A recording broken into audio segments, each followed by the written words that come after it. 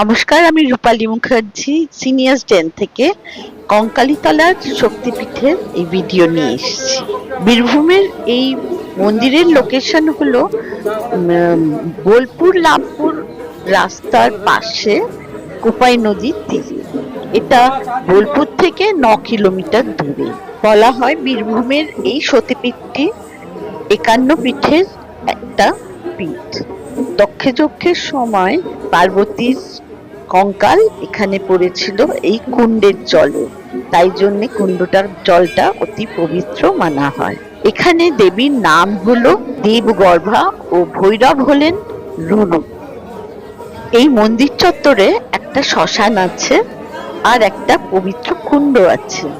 বলা হয় যে বীরভূমের প্রচন্ড গরমেও কিন্তু এই কুণ্ডের জল কখনো শুকায় না। এখান থেকে জল নিয়েই ভৈরব রুরুর মাথায় দর্শনার্থীরা জল ঢালে।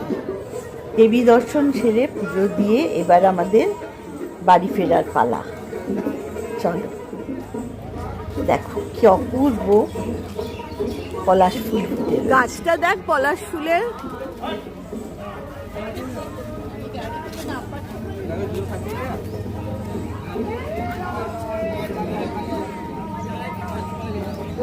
শুধু ছবি পা আছে তো, চরণ আছে। হ্যাঁ, ফুলে ঢাকা না মাথা ঢাকালাম তো। হ্যাঁ, মাথা ঢাকালাম তো সামনে গিয়ে।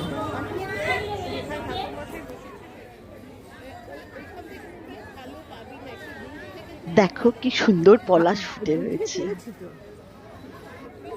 হ্যাঁ,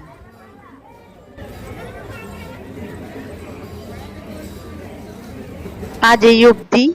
আশা করছি তোমাদের সবার এই ছোট্ট আমার কঙ্কালীতলা পিঠের ভিডিওটা পছন্দ হবে। থ্যাংক ইউ আমার সময় দেওয়ার জন্য, আমার সঙ্গে থাকার জন্য। Keep travelling and keep smiling.